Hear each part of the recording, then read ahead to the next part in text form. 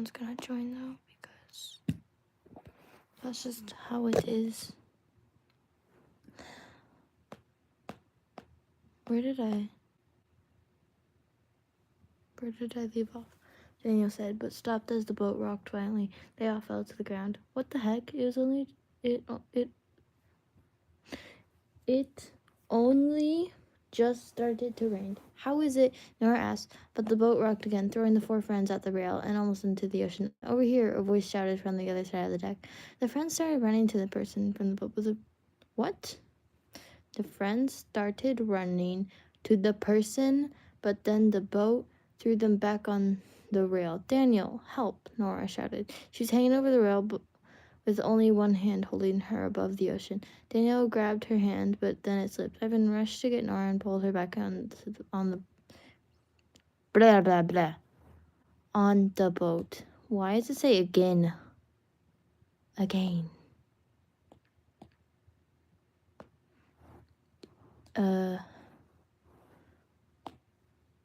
Threw them back on the rail. Daniel, help. Oh, I already said that. Ivan rushed to get Nora and pulled her back on the boat. Come on, Daniel said, I can't speak, grabbing her hand, but then it slipped. Ivan rushed to get Nora and pulled her back on the boat. Come on, Daniel said, grabbing all of their hands and running towards the person. The boat then rocked again and Ivan fell overboard. Ivan, Elizabeth shouted, but it was too late. Ivan had fallen. The boat rocked again, and Elizabeth almost fell off, but Nora grabbed her, throwing herself off board. What? Overboard, not off board. My gosh. Overboard. Daniel then got on the rail and almost jumped. When Elizabeth grabbed was like, what are you doing? Elizabeth shouted at Daniel. I don't know, but feels right. Just come with me. Daniel shouted back, holding out a hand. Elizabeth then took his hand and asked, do you think we'll ever find Nora and Ivan? Daniel held Elizabeth close and whispered to her in her. I hope so. And then they fell.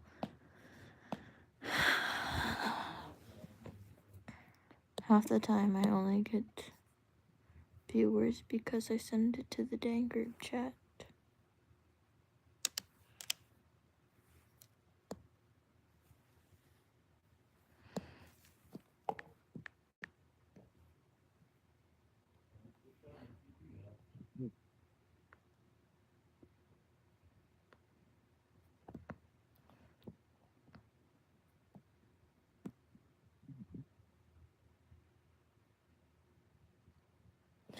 Hi, I'm reading a story. Do you want to hear it? No one does. I'm just gonna read it anyways. Chapter 2. Ivan, Nora asked as she saw a human hanging onto a barrel. She had shut off the engine and grabbed the human. Thank you? Who are you? A girl's voice asked as Nora put a towel around her.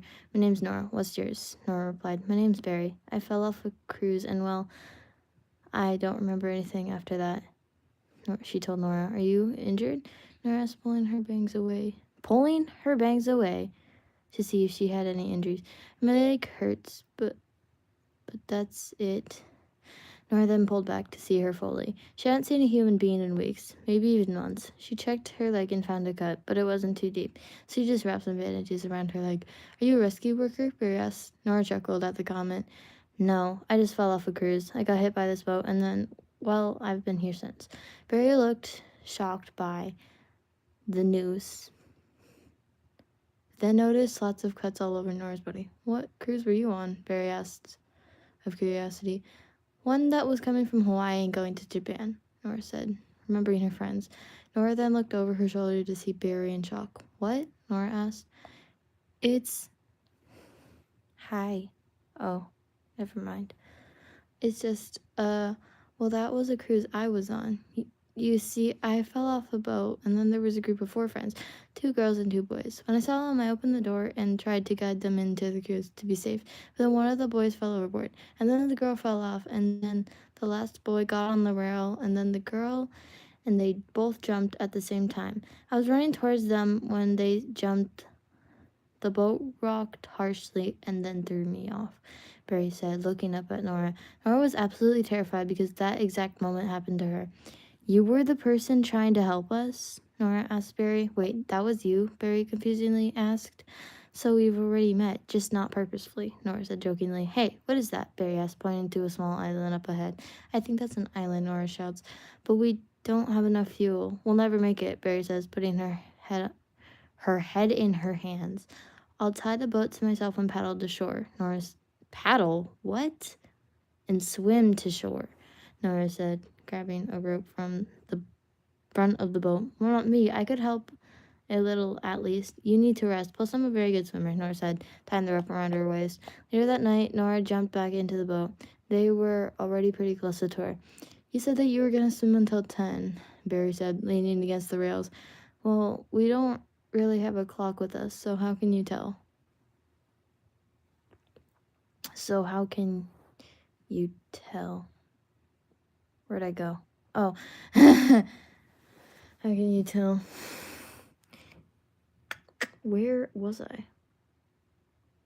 Nora asked, untying a rope from her waist. I fixed this watch, so now we do. Also, we are in the middle of the ocean, so the island over there has the tiniest chance of actual people on it, Barry said, holding up a watch. Is that a smartwatch? Nora asked, squinting at it. Yep, it tells time, calls, and messages people. Tells us where we are. Barry said, but then she stopped. They both exchanged looks and then huddled together. They tried every number they knew to see if anyone picked up. When Nora called her mother, she answered. Mom, Nora asked, putting the watch on speaker. Nora, you're alive? Where are you? Are you okay? Tit. Tit. Her mom asked, but cut off and it hung up. Nora let go of the watch, letting Barry have a turn. The only person who answered them was Nora's mom, and it had lasted 30 seconds. Well, Barry said, putting the watch down in front of the wheel, we at least know that island might have some internet. Nora put her head in her hands and said, we need some sleep. Also, there's a current pulling us towards the island, so it won't take too long till we get there, Nora said. Then they opened the door to the bedroom downstairs. After you, my lady, Barry said, taking hold of the door. Thank you. You're such a kind gentleman, Nora said, pretending to be curtsying in an invisible dress. Ugh, there's no cute clothes here, Barry whined as she dug through the drawers of the boat. You know, for no cute clothes, I'm really pulling these jeans and a plaid shirt off, Nora said, trying to pose. Oh, we should match. I found some jeans too. Maybe I could also have jeans, Barry squealed, grabbing a random shirt and running to the bathroom. When she came out, she was running.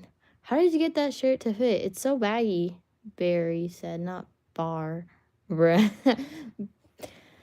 Said, holding up her arm, showing that it was too big. Here. Yeah. Okay, there. Nora mumbled as she fixed the shirt.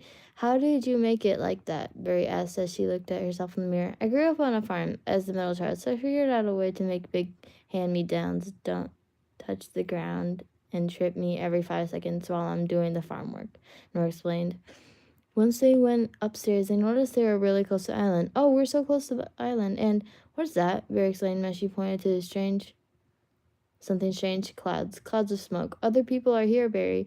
We just need to get to shore quicker, Nora said, thinking. What if we use the fuel we have? I know it's not much, but it's probably enough to get to the island, Barry said, pointing towards the wheel. All right, I'll drive. Tell me if there are any rocks. And then Nora turned on the boat and sped to the island. There are no rocks. There are no rocks you can park here, Barry said, carefully examining the shore. Once they had parked, they both jumped off the boat. It feels better to be on solid ground now, but it's hard to walk, Nora said, wobbling on the ground but still managing.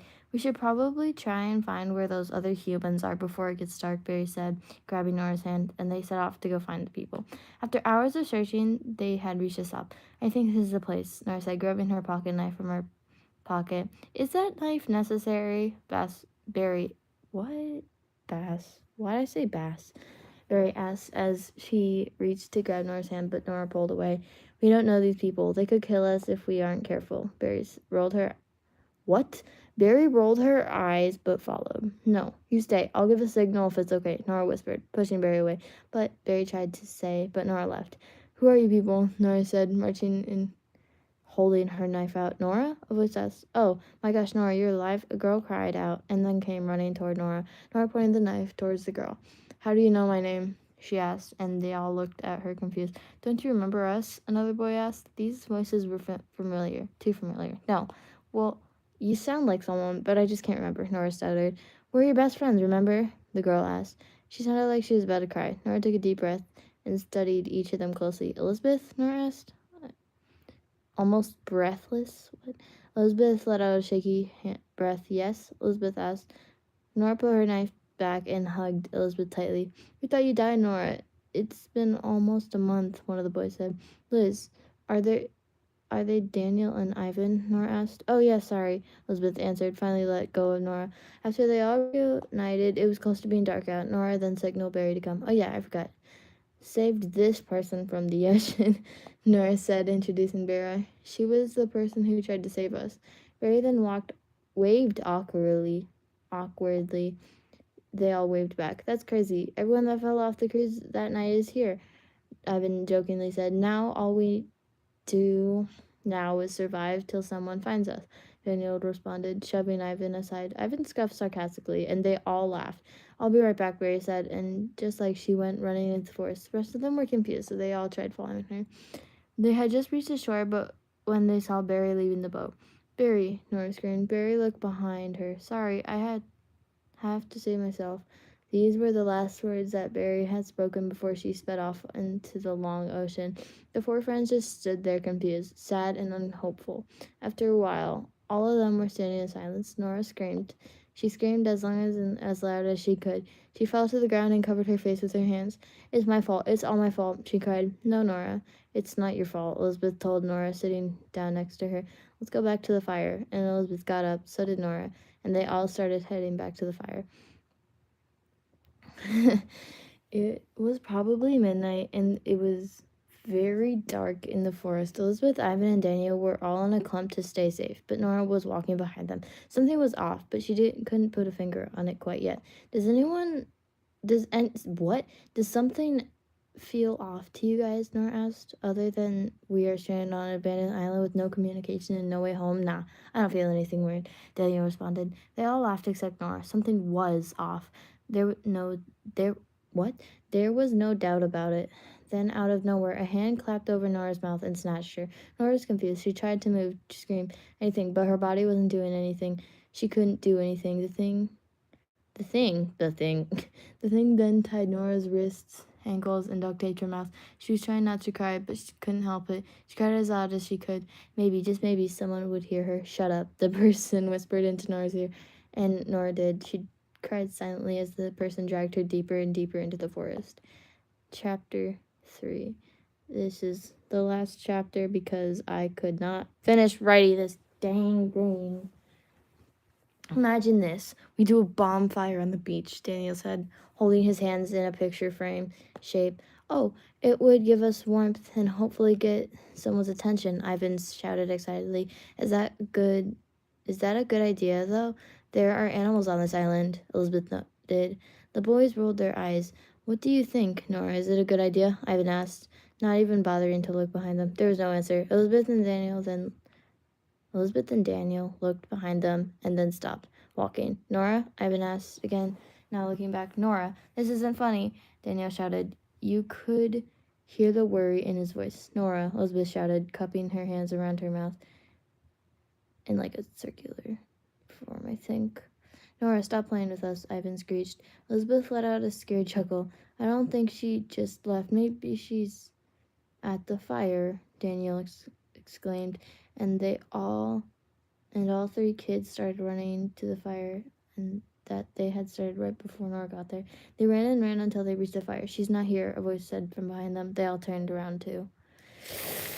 See a person, and we are done with that because there's nothing else to read. Do you guys want to hear the running war that is not completed because I did not complete anything? Or do you want to hear creepy noise? Well, hello. Do you want to hear creepy noise or the running war? Yes, I know. Do you want to hear? Look at. Oh, did I delete it? Oh my. No, I didn't. This is longer. And this is probably longer. Yeah. Creepy noise. Yeah. Creepy noise is interesting. I wrote it in, I think it was like 3rd grade. Sounds very creepy. Not really. Not really. I think it's about like a ghost, and then something happens and it gets into a war. Holy crap, it's like 10:30 p.m. Holy crap. I think I can only get this much done. Salty Toes. Is that your name? Okay. The noise, and I'm gonna pretend I have a random author name. I was in my bed and a strange noise suddenly caught my attention. I was pretty tired and hungry, so I went upstairs and went to the pantry, then stashed Scooby snack. Went right downstairs and opened the Scooby snack. There was 14 Scooby crack. Why'd I write this? 14 Scooby crackers in there. Yay, I said it with a big grin on my face. But I had to be quiet, so I sat up tall in my bed, and then my ears twitched. There was it again. I thought it was just in my head playing. What? Just in head? What? Playing tricks on me. But I heard it again. Then I yell, "This is getting silly." I thought there was no such thing as a ghost, but now I'm getting chills just thinking about it. I have to find out what that noise is. I hopped out of my bed and heard it again. Is it 3 a.m.?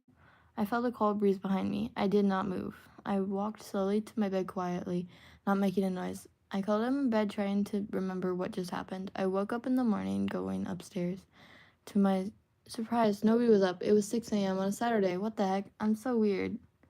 So weird. I should go back downstairs so nobody notices. Then I heard the noise again. What the? I thought in my head. That's when I noticed a black figure was standing outside. Hello? I said, grabbing the doorknob. I was crouching over so they couldn't see. But the moment I looked out the window, they were gone. Huh? How the heck did they... What? I was getting creeped out. Maybe they're our neighbors that want to say hi. Or they just trying to creep us... Why am I trying to creep us out? All these thoughts flooded my head. Then I felt a touch on my back. I turned around to see my sister awake and not sleepwalking. What are you doing here? I said. I'm up because I heard a noise. It's so creepy, she said, with her face looking worried. I've been hearing creepy noises too, I replied. What if there's someone in our house? She said. Then my brother came out and shouted, Monster! We all turned around and there it was, a ghost. But not exactly a ghost, but a person that was dressed up in black. My sister said, Go, get away from us. But all it did was move towards us. Stop, I shouted. But then it got into the light and then saw it clearly. It was unbelievable. It was I don't know what it was, and I can't explain it. I don't know. It's like what? It's like a person and ghost mixed together.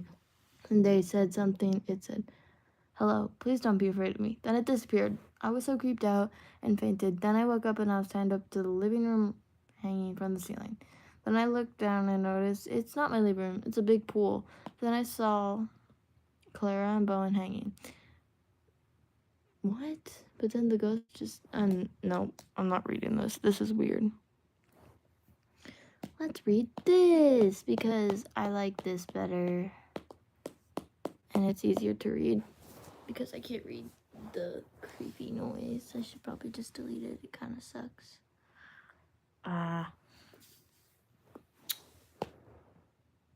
The beginning of the end. July 28th, 2033. That's a bit close. Let's change that. Let's change. There. That's farther away. I'm better with that. Stuttered. Can you please stuttered, not stuttered? Stuttered, guys. She stuttered it. Actually, I'll do this one tomorrow night. Good night. Bye.